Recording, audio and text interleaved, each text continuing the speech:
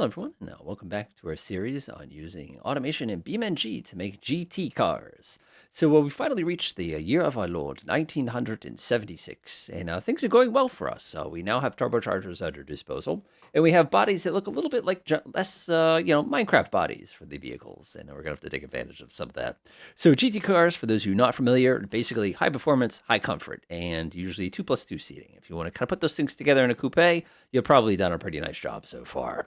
So we need to get ourselves a coupe, and we need one that's pretty menacing looking. And what I was really, really hoping is for something kind of like that. It can't be a hatchback though. Like 3 doors are like right out. These have to be 2-door vehicles. So coming through this little row right here, it's probably going to be something in one of these. I do see that we have some 5 doors here and some 2 doors. I mean, hatches are not nearly as exciting as people think they're out to be.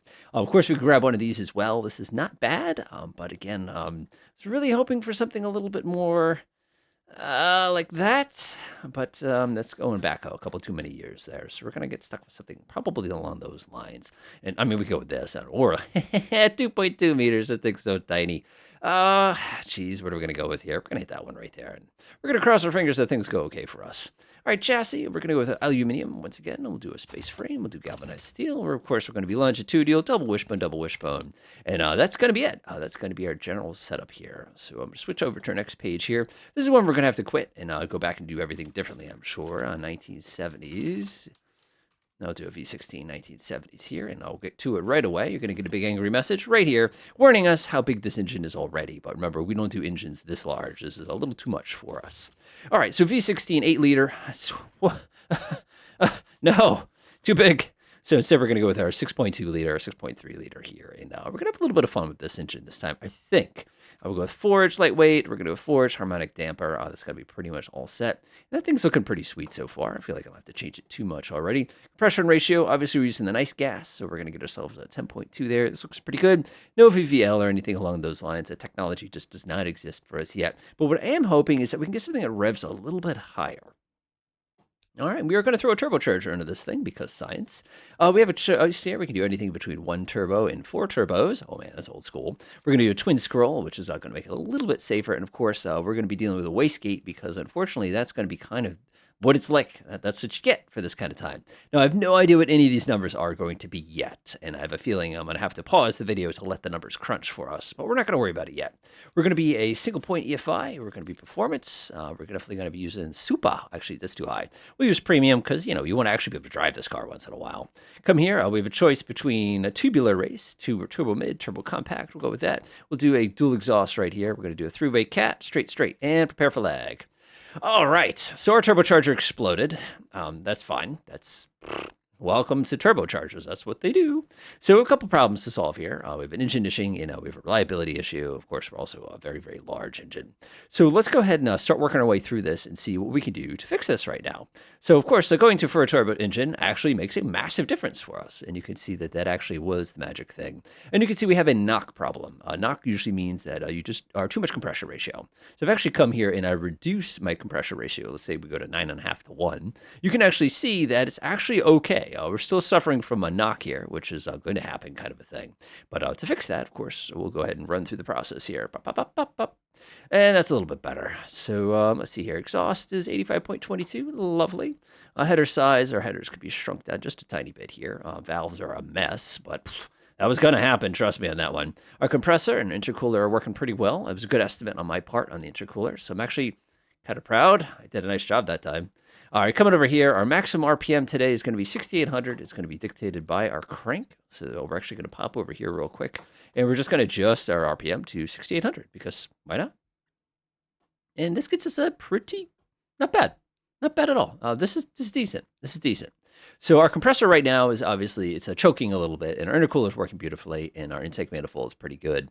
Valves, we could play with these a little bit. There's not a lot we can do with the valves. I know you want to raise them up or something like that, but the best thing to do with the valves is actually to go like this. And you're going, why would you do that? The reason why is we want a little more power down here to make it a little bit more comfortable up there. One thing we can't do, though, is we can actually stiffen up the springs, which I know we usually don't do that, and that'll actually help bring things a little bit back the other way. So our turbocharger, we have a 4 turbocharger set up, which that's a little silly, not going to lie. And we know that our exducer and, of course, our inducers are different sizes. So if we wanted to, we could actually come to our compressor, and we could make our compressor a little bit bigger here. So now if you make the compressor a little bit bigger, what's going to happen, of course, is you're going to get a reduction in horsepower. You're sitting here going, why would you do that? Well, let me show you why. So if you actually come to our compressor map here, this is basically going to be a measure of our desired efficiency. What we want to do is we want to get our efficiency to be somewhere in the middle here. Right now, it's not here. And one of the things you'll actually see, whoa, how many times have I accidentally done that? All right, let's go back over to single graph, bring back tutorial code. Now watch what happens when I increase my boost. Do you notice that my horsepower doesn't really change? The reason it doesn't change is because it never actually hits the boost amount that it actually needs to be in order for it to actually kind of kick off and not be useful here. One thing we can do, though, is we can improve our intercooler just a little bit. Yeah, it looks pretty good. 1260, that's a very large intercooler. So now what we're going to do is we're going to change our compressor trim. Now, this is interesting because as you increase the ratio, you're going to actually decrease our flow. Start cranking it the other way, and you're going to have some interesting magic that's going to start happening here. So go ahead and start cranking this back. You can watch it slowly starts to rise there, and now our ratio is about 10-to-1, which is pretty decent at this particular time. So now if I wanted to, of course, I could choke the inducer a little bit, and you can see now our horsepower is starting to rise again. Go ahead and crank this a little bit. You want to be very gentle with this process, by the way. It's very, very, very easy to blow the compressor to pieces doing this. And now it's starting to run away on us, which is exactly what I expected it to do. So now I'm going to take the exducer. Oh, no! That won't be the first or last time I do that. And you can see my engine is knocking again because you can see as it basically runs away. One of the things I would like to show you real quickly here, so maybe I can find this at the compressor map. And you can see we're actually starting to get closer and closer to being in that sweet spot here. And again, by manipulating the angle of these numbers, you can see that we start to grow our way. I'll come back this way just a little bit. Now we'll go ahead and adjust this just a little bit. And we're starting to get somewhere. We're actually getting really close to roughly where I want to be. We're probably still having a knock problem. Yes, the engine's losing a lot of performance due to adjusted timing. Yeah, I know that. Let me do my thing here. And we also get this woo thing that takes off at the end here, which is doesn't do much for us because unfortunately, like I said, it's just kind of the nature of a turbocharger beast. It doesn't really start kicking in until we're at a much higher RPM here. So what I'm going to do is I'm going to actually take my turbine inducer and I'm going to instead reduce the exducer size. And what that's going to do is that's going to give us everybody's favorite boing that turbochargers give you. And of course, now that that's been set, I'll come here and I'll change this guy a little bit. And we're having a failure due to knock. No problem there. Don't worry about that. We'll fix it. There we go. That gets us about... That's not bad. We're still having a bad knocking problem, but that's easy. Again, these things are easy to fix. I'm not worried about that right now. And now we have something I kind of like. We have ourselves 633 horsepower.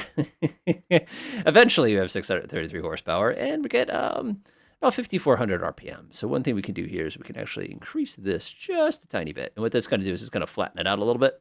There we go. And now we can take our exducer and we can play with that just a little bit. Looks pretty good to me.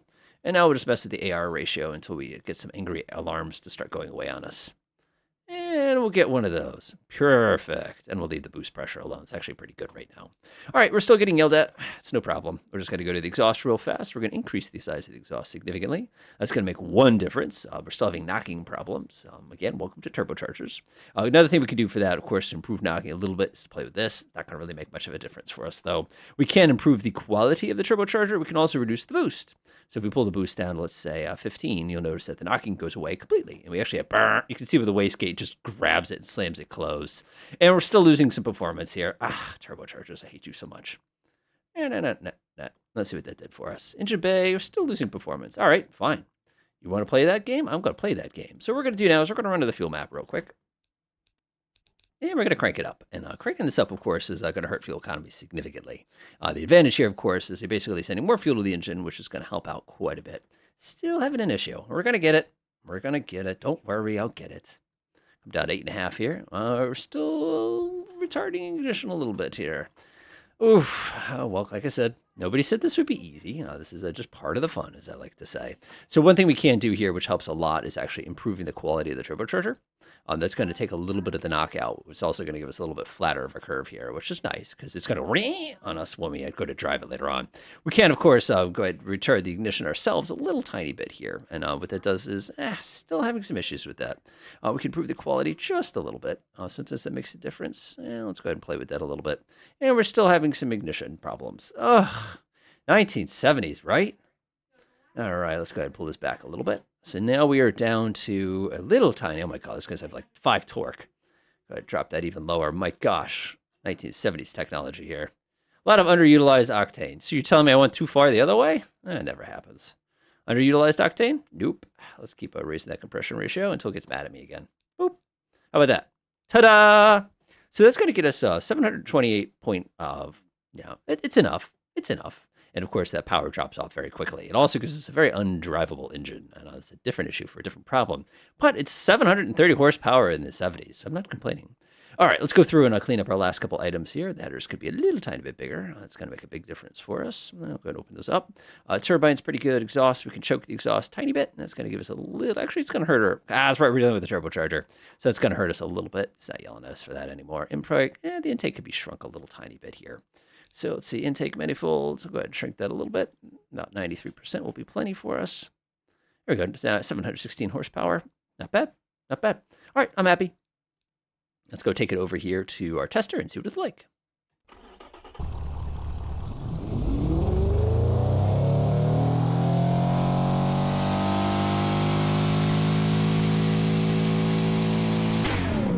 So the effective RPM on this thing is between 5,000 and 7,000. If you're anything that's not in that range, you got no power. Ugh. Oh well, you'll deal with it, kind of a thing like that. I really need a two-door car, guys. It has to be a two-door car. I'm going to get yelled at again. There we go, two-door, sweet. Okay, so we're going to go ahead and give it its paint. I think you know what color this car is going to be. If you don't, you haven't been following along. Bing, ta-da, love it. All right, so we've been sticking with this round light thing the whole time, and I'm not going to stop sticking with the round light thing because I kind of like the round light thing. So I'm just debating how I'm going to make this work, though, because if I want to do something like this, I'd have to go see what I mean? Like you have to do something, shake this one out a little bit. Okay. It looks, I don't know what I've done. It's pretty hideous either way, so I'll stick to that. What we could do is put pop-up headlights on it. That would definitely be appropriate for the era. You could come in here and do one of these things. The ones that go and flip upwards, like, hang on. Oh, that's bizarre. I'm just going to stick like that. It's such tiny eyes. It's, it kind of makes something a little bit nicer. This thing's supposed to be a GT car, and it looks like an 80s POS, so we'll have to keep playing around with it. All right, let's get some indicators. Actually, we'll go around the back of the car here. That's sort of stylish. We've only been sticking to this kind of round theme the whole time. We even did this one time. So maybe we'll stick to that a little bit. Oh, it's too big. All right, looks pretty good. Looks pretty good. This is definitely the odd year. It's the 70s, though, and things happened in the 70s. So we're just going to leave it at that kind of thing. All right, grab this. Oh, no. If we're going to stick to round, we got to stick to round. So we'll stick to round. I don't think this is going to look right. It's pretty bad. So instead, I'll try to stick this in the front and see if it helps at all.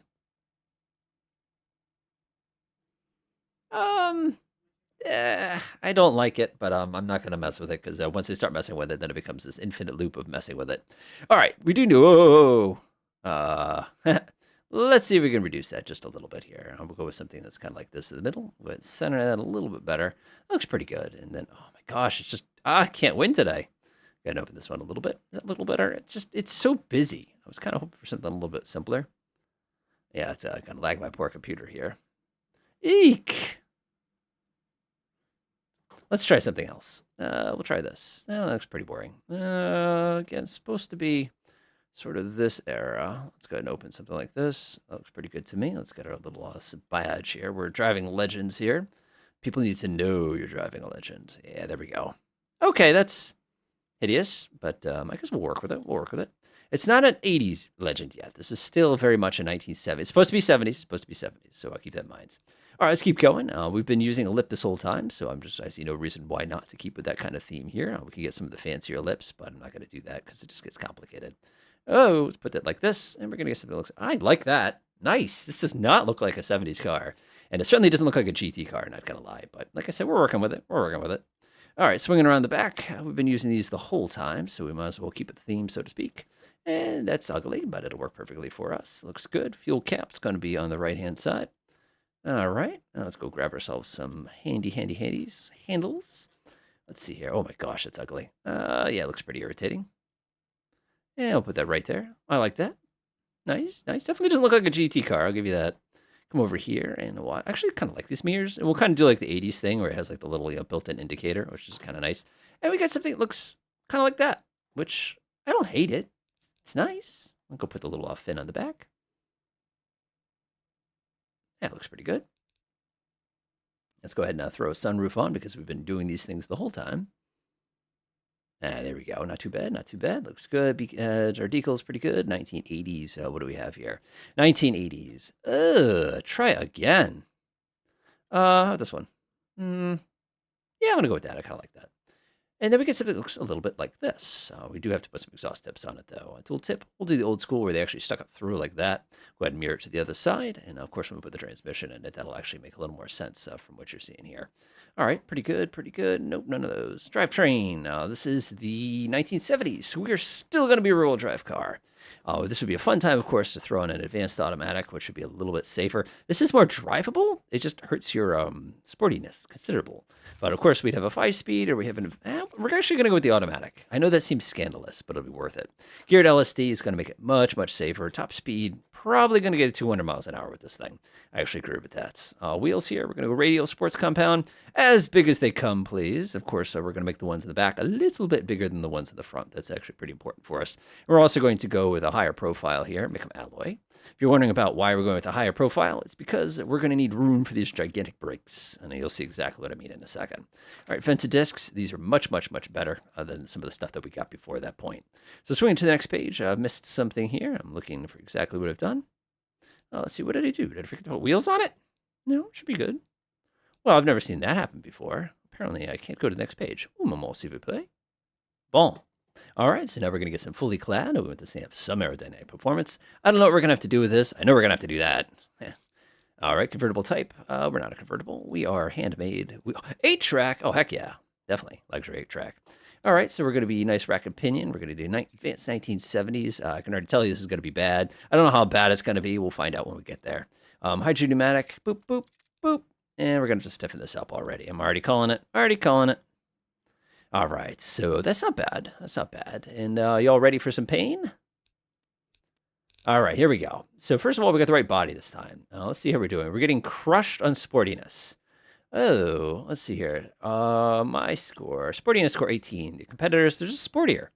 Okay, I can work with that. Comfort, we're murdering it dead here. Let's see. Competitors gained. Desirability, starting importance. My comfort score is 49. Theirs is 21. Killing it. Performance, prestige is fantastic. So I'm doing a nice job here. But I'm losing sportiness here, which, okay, I have some ideas for that. But we'll definitely fix what we can fix first and then go back and fix sportiness because that one's pretty quick to fix. First of all, do we have brake fade? Yep. Told you. So what we're going to have to do here is we're going to do quite a bit. So we'll go ahead and grab ourselves. We're actually going to go with a bigger brake. So I'm going to go back over to wheels real quick. Are they yelling at us for profile? Nope. So guess what? Bigger profile, which means bigger brakes. All right. That's already improved things significantly here.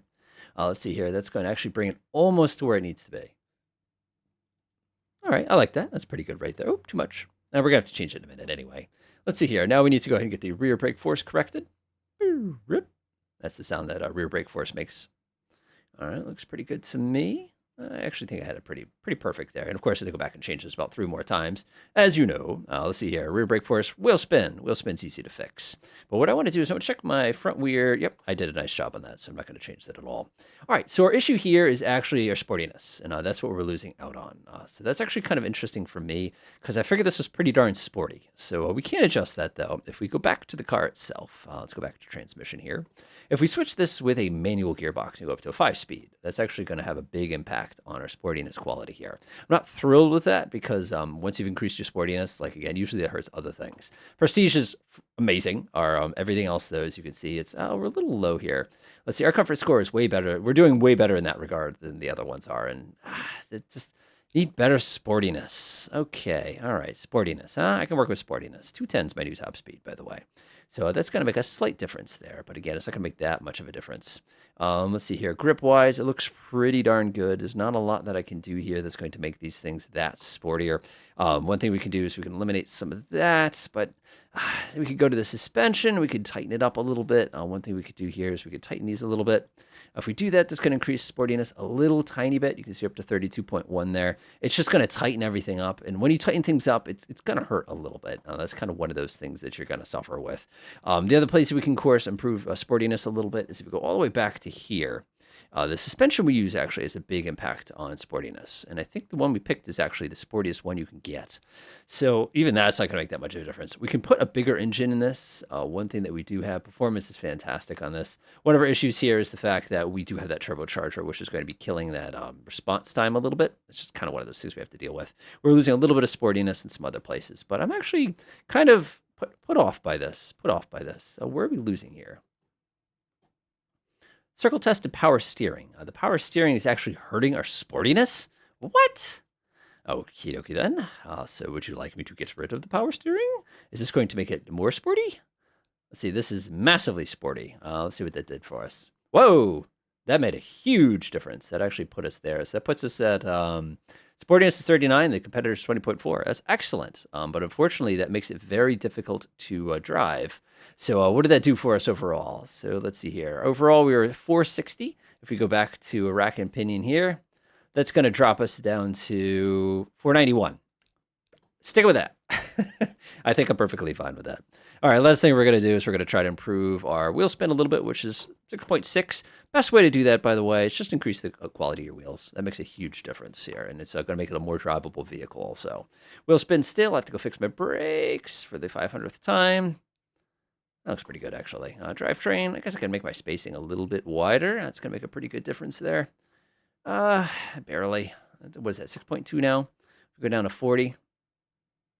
All right, less than 6 is fine. I'm not gonna cry if it's 6.0 there. All right, cool.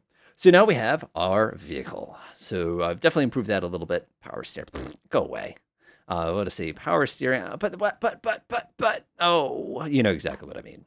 All right, so now what we're gonna do is we're gonna go feed it over to the test track here, and we're gonna see how it goes, and I'll go take it over to BeamNG in a minute as well. I'm guessing like 215, 210.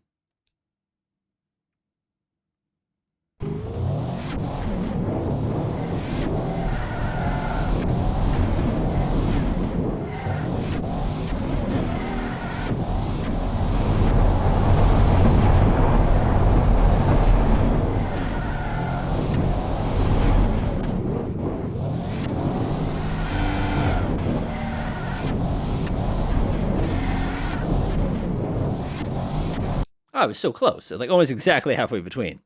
So pretty fast. This is a lot of car, and I have the feeling it still doesn't look like a GT car. I think the earlier cars look like GT cars. These things look like 80s boxy things. But we'll see what happens when we get over to BeamNG when we give it a drive. Et voila! There we have ourselves our 1970 GT76. Let's take a listen.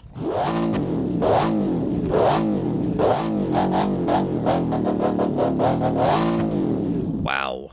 Okay, let's nice camera angle there. Let's give it a spin.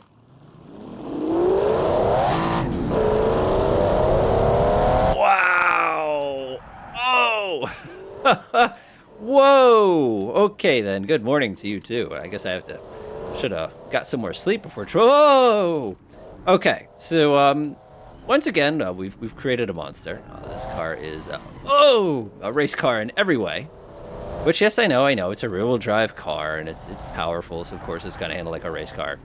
But this thing is like its own category, and the turbocharger on that thing is terrible. Oh, that was such a mistake. Such a mistake.